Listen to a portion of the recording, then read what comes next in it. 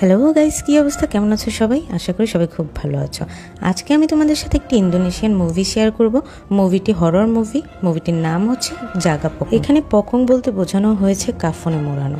Indonesia ও মালয়েশিয়ার মতো দেশগুলোতে বলা হয় যে 40 দিন কোনো মৃত লাশের গায়ে কাফনের কাপড় আটকে থাকাকে জাগা পকং বলে। চলো তবে মুভিটির এক্সপ্লেন শুরু করা যাক। মুভিটির শুরুতেই আমরা দেখতে পাই যে হসপিটালের একজন নার্স বাচ্চাকে নিয়ে দৌড়ে হসপিটালে অ্যাডমিট করাতে যাচ্ছে। বাচ্চাটির অবস্থা খুবই সিরিয়াস থাকার কারণে সে বাচ্চাটিকে প্রথমে শুইয়ে দেয় এবং রেস্ট নিতে বলে। তারপর সে অন্য একটি নার্সের কাছে যায়, যেহেতু শিফট শেষ, তাকে গিয়ে বলে বাচ্চাটির খেয়াল রাখতে। এর মধ্যে সে শুনতে পায় যে একটা ভয়ঙ্কর পাখি ডাকছে। আর ওই যে নার্সটি ছিল তার নাম ছিল হচ্ছে ইন্দা। ইন্দা তাকে বলে যে এই পাখিটি যখন ডাকে তখন কেউ না কেউ মারা যায়। শোনার পর ওখান থেকে মিলা ফ্রেশ হতে চলে যায় বাড়িতে রওনা দেওয়ার জন্য। তারপর সে যখন ড্রেস চেঞ্জ করে বের হয়, এর মধ্যে দেখতে পায় যে দুজন নার্স ওই বাচ্চাটির কক্ষের দিকে দৌড়ে যাচ্ছে আর গিয়ে দেখে যে বাচ্চাটি মারা গেছে।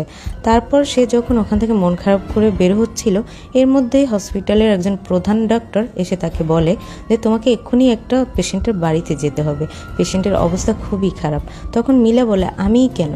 তখন ডক্টর বলে যে হ্যাঁ, তোমাকেই যেতে হবে। তাই তারপর সে ব্যাগে সব ওষুধপত্র এবং অ্যাড্রেস তাকে বুঝিয়ে দিয়ে বলে এখনই চলে যাও। তারপর সে যখন রওনা করে তখন পৌঁছতে পৌঁছতে রাত হয়ে যায়। ঘন জঙ্গলের মধ্যে বাড়িটি থাকার কারণে সে আশেপাশে কাউকে দেখতে পায় না, এমনকি গেটে কোনো দারোয়ান পর্যন্তও ছিল না। সে একাই দরজা খুলে ভিতরে ঢোকে এবং ওই গাছে একটি পাখি দেখতে পায়, যা সম্পর্কে ইন্দা তাকে বলেছিল যে এই পাখি ডাকলে কেউ বাঁচে না। তখন ওই পাখিটি ডাকতে থাকে আর সে বাড়ির দরজা নক করতেই একজন দরজা খোলে আর খুলে বলে আপনাকে তো প্রয়োজন নেই, আমার মা অলরেডি মারা গিয়েছে। তারপরে ওখান থেকে মিলা বেরিয়ে চলে আসে, কিন্তু সে যখন গাড়িতে স্টার্ট দেয় তার গাড়ি একটু দূরে গিয়েই থেমে যায়। তখন ওই লোকটি আবার চলে আসে, এসে তাকে হেল্প করার চেষ্টা করে। আর তার গাড়ি স্টার্ট নেওয়ার সময় সে বলতে থাকে যে আপনার একটা হেল্প দরকার। আমার মা তো মারা গেছে, উনি আসলে আমার সৎ মা, ওনার পরিবারের সবাই আগামীকাল সকালে আসবে। আপনি যদি আমাকে একটু সাহায্য করতেন তাকে গোসল করানোর ব্যাপারে আর কাফনের কাপড় পরানোর ব্যাপারে, তাহলে খুব উপকার হতো। তারপর মিলাকে নিয়ে ওই লোকটি বাড়ির ভিতরে যায়, একটি কাফনের কাপড় তার হাতে দিয়ে বলে যে এই কাফনের কাপড়টি আমার মাকে পরিয়ে দিন, কারণ উনি চাইতেন যে ওনার মৃত্যুর পর এই কাফনের কাপড়টাই যেন তাকে পরানো হয়। তারপর মিলা রাদিতের মাকে কাফনের কাপড় পরিয়ে মুড়িয়ে রাখে।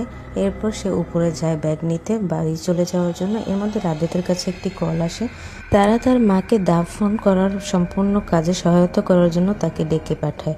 তারপর রাদিত মিলাকে বলে যে আজ রাতের জন্য আপনি একটু আমার বাড়িতে থাকুন, আমার একটু বাহিরে যেতে হবে প্রয়োজনীয় কাজে। এরপর মিলা উপরে একটি মেয়েকে দেখতে পায়। তারপর সে জিজ্ঞাসা করে মেয়েটিকে, আর রাদিত বলে ও আমার মেয়ে, মেয়েটির নাম নভি। তারপর ওখান থেকে রাদিত চলে যায়। তারপর তারা দুজনে একসাথে উপরে চলে যায়। যাওয়ার পর মিলা দেখতে পায় যে লাশটির নাক থেকে তুলো সরে গিয়েছে। তখন সে লাশের নাকের মধ্যে আবার তুলো, তারপর সে উপরে চলে যায়। উপরে গিয়ে সে নভির সাথে গল্প করার চেষ্টা করে, নভির সাথে হ্যান্ডশেক করতে চায়, কিন্তু নভি কোনোভাবেই তাকে পাত্তা না দিয়ে ওখান থেকে চলে যায়। সমস্যা থাকার কারণে নভি ঠিকমতো হাঁটতে পারতো না। এর মধ্যে হঠাৎ শোনা যায় যে একটি গ্রামোফোন হঠাৎ নিজে নিজেই বেজে উঠেছে।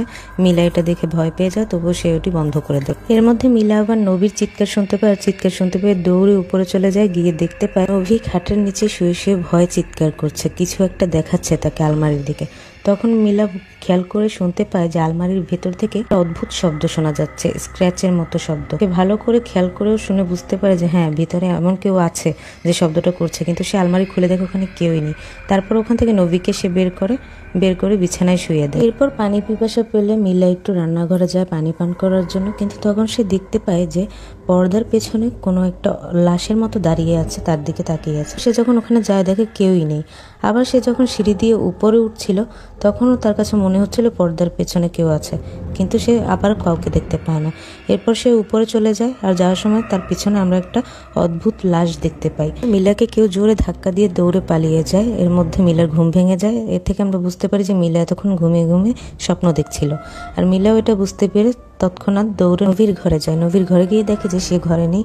তারপর সে নভিকে খুঁজতে বাহিরে বের হয়, আর সে যখন বাড়ির বাহিরে বের হয় তখন সে দেখতে পায় যে নভির যে সেই লাঠিটি যেটিতে ক্র্যাচ করে সে হাঁটতো, সেই লাঠিটি বাহিরে পড়ে আছে, আর সে ছাদে উঠে দাঁড়িয়ে আছে। আর তাকে ওইভাবে দেখতে পেয়ে সে খুবই ভয় পেয়ে যায়। তখন তাড়াতাড়ি করে সে দৌড়ে বাড়ির ভিতরে প্রবেশ করে আর সমস্ত বাড়িতে ছাদে ওঠার পথ খুঁজতে থাকে। এক পর্যায়ে সে খুঁজে পেয়ে তাড়াতাড়ি করে ওখান থেকে নভিকে উদ্ধার করে আর নভিকে উদ্ধার করে নিচে নিয়ে আসে। মিলা নভির শরীরে হাত দিয়ে দেখে তার সমস্ত শরীর ঠান্ডা হয়ে আছে, আর তাই সে তাকে চা বানিয়ে খাওয়ায় আর তাকে জিজ্ঞাসা করে, তোমাকে কি এখানে জোর করে কেউ আটকে রেখেছে, বা তুমি এখানে কিভাবে এসেছো আমাকে বলো। কিন্তু নভি কিছুই বলে না। তারপর মিলা যখন ঘরে যায় তখন তার সামনে হঠাৎ ওই লাশটি চলে আসে, কিন্তু সে যখন আবার তাকায় পিছনে দেখতে পায় কেউ নেই। তারপর সে আয়না দেখছিল, এমন সময় হঠাৎ করেই আয়নার মধ্যে থেকে ওই লাশটি বেরিয়ে আসে আর সে এটা দেখে ঘর থেকে পালানোর চেষ্টা করে, কিন্তু বাহির থেকে দরজাটা আটকে যায়। অনেক চেষ্টা করার পর সে দরজাটা খুলতে পারে আর তারপর সে দৌড়ে নিচে নেমে আবার নভিকে খুঁজতে থাকে। তারপর নভিকে নিয়ে সে গাড়িতে উঠে গাড়ি স্টার্ট দেওয়ার চেষ্টা করে, কিন্তু গাড়ি কোনোভাবেই স্টার্ট নিচ্ছিল না। মধ্যেই নভিকে কোনো একটা অদৃশ্য শক্তি ভিতরে টেনে নিচ্ছিল ওকে, কিন্তু এই মুহূর্তে ইলেকট্রিসিটিও চলে যায়, পুরো বাড়ি অন্ধকার হয়ে যায়। যেহেতু পুরো বাড়ি অন্ধকার, আশেপাশে কেউ নেই, সো এখানে মিলাকে সাহায্য করার মতো কেউ নেই।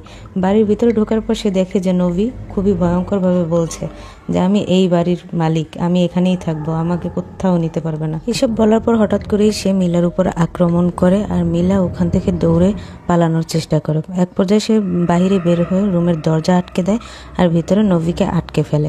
নভি অনেক চেষ্টা করে ভিতর থেকে বাইরে বের হওয়ার, কিন্তু কোনোভাবেই পারে না। পরে হঠাৎ করেই সে ওখান থেকে অদৃশ্য হয়ে যায়। কিছুক্ষণ পর মিলা আবার এসে দরজা খুলে বাড়ির ভেতরে ওই রুমটার মধ্যে ঢোকে আর তারপর দেখতে পায় যে ওইখানে রাদিতের মায়ের সেই কাফনের কাপড়টি রয়েছে। সে ওটি ধরে আলমারি থেকে টেনে বের করবে, এর মধ্যে দুটো ভয়ানক হাত তাকে টেনে ভিতরে নিয়ে যায় আর সে আলমারির ভিতর ওই ভয়ানক লাশটিকেই দেখতে পায়।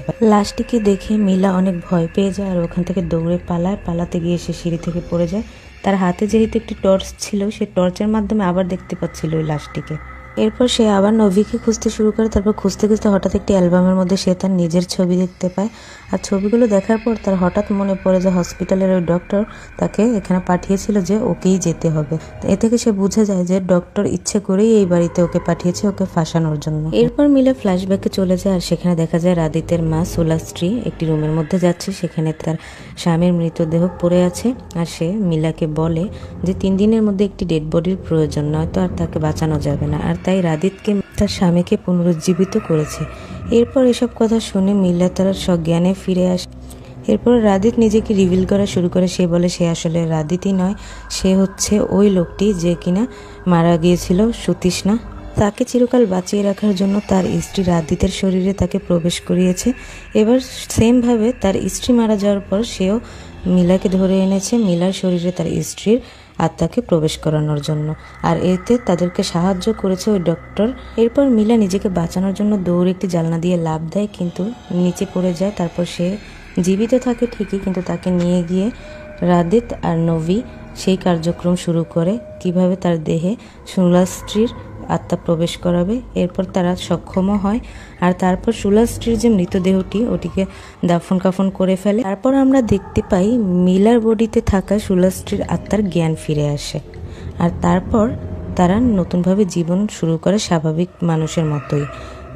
কিন্তু তাদের মেয়ে নভি একদিন হঠাৎ করে বলতে থাকে যে আমার আর বাচ্চা শরীর ভালো লাগছে না, আমার মায়ের মতো বড় শরীর চাই। আর তার মা মুচকি হেসে বলে তোমাকে বেশি দিন অপেক্ষা করতে হবে না, তুমি বড় শরীর পেয়ে যাবে। এরপর দেখা যায় ওখানে মিলার খোঁজে ওই যে আরেকটি নার্স ছিল সে এ বাড়িতে চলে আসে, যার নাম ছিল ইন্দা, আর তাকে দেখে নভি মুচকি হেসে দেয়। আর এর থেকে আমরা বুঝতে পারি যে এবার নভির আত্মাকে ইন্দার শরীরে প্রবেশ করানোর জন্য তারা কার্যক্রম চালাবে। আর এখানে ছবিটি শেষ হয়ে যায়। সো গাইস, আমার এক্সপ্লেনেশন যদি তোমাদের ভালো লেগে থাকে তাহলে অবশ্যই চ্যানেলটি সাবস্ক্রাইব করবে।